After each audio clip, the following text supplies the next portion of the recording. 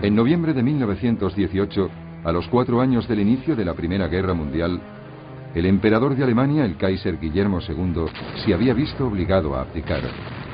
Sus ejércitos estaban siendo progresivamente destruidos en una ofensiva implacable de las tropas británicas, francesas y norteamericanas. Su pueblo corría el riesgo de morir de inanición. Pero un mito peligroso estaba arraigando.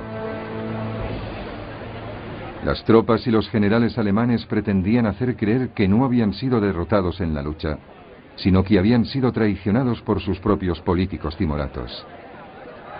Aún así, a las 11 de la mañana del 11 de noviembre de 1918, la 11ª hora del 11º día del 11º mes, la Primera Guerra Mundial tocaba a su fin.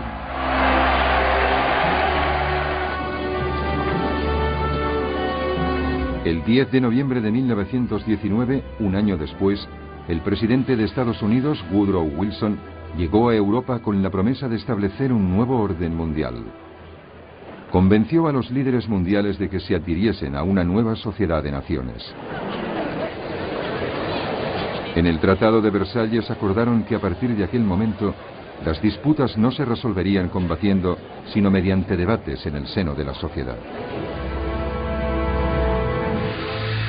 Los pueblos de Europa iban a ser liberados. El aliado de Alemania, el Imperio Austrohúngaro, se desmembraría. De este iban a surgir nuevas naciones: Austria, Polonia, Hungría, Checoslovaquia, Yugoslavia, Letonia, Lituania y Estonia. La propia Alemania quedó muy reducida. Pero este proceso contenía una bomba de relojería. No todo el mundo celebró el nacimiento de estas nuevas naciones. Algunas de ellas contenían minorías germanas importantes. Un día, el deseo de reunir a los pueblos germanos volvería a atormentar a Europa. El pueblo alemán, muy devastado ya por la guerra, sufrió una última humillación. Se le obligaba a pagar la enorme cantidad de 6,6 billones de libras esterlinas en concepto de reparaciones a Francia y Gran Bretaña, una suma que Alemania difícilmente podía permitirse pagar. Pero en cuanto Wilson volvió a Estados Unidos, su nuevo orden mundial cayó hecho pedazos. El Congreso norteamericano decidió que no podía arriesgarse a verse envuelto en otra guerra en Europa. Se negó a adherirse a la Sociedad de Naciones. Estados Unidos se replegó en el aislacionismo. Alemania era ahora una nación muy distinta. Seguía siendo el país más grande de Europa, pero su monarquía militarista había desaparecido. Se había convertido en una democracia. Pero su gobierno, la llamada República de Weimar, pronto sufriría una serie de reveses terribles.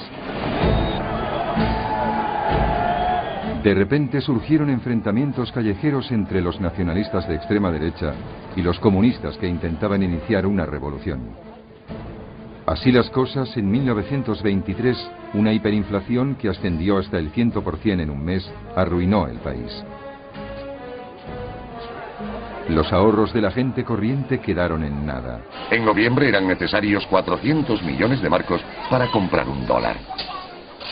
A partir de 1924, la ayuda financiera americana le permite enderezar la moneda y pagar las indemnizaciones a ingleses y franceses, quienes gracias a este dinero pueden reembolsar sus deudas de guerra a Estados Unidos. Estas maniobras financieras relanzan poco a poco la economía alemana. En 1925 el paro disminuye un 75% y la clase media, arruinada por la inflación, comienza a ahorrar. Es el apogeo de la democracia de Weimar.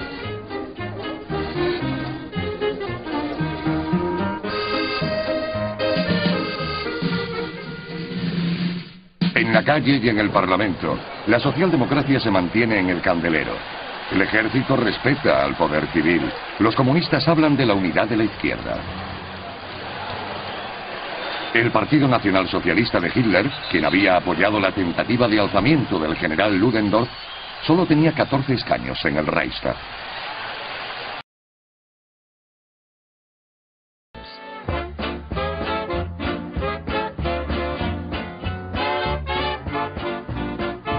Era la época del jazz americano.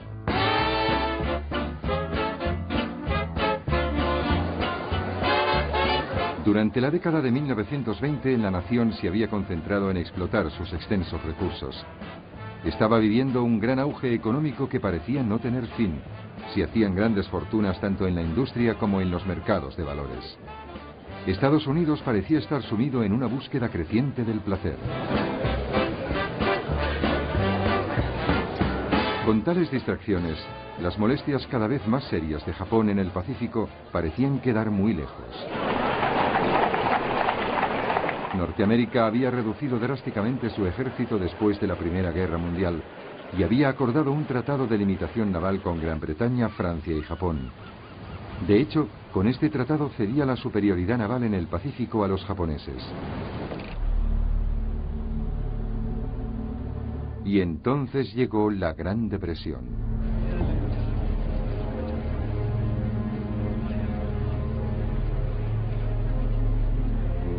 A medida que los estragos económicos se iban extendiendo, una cuarta parte de la población perdió su empleo.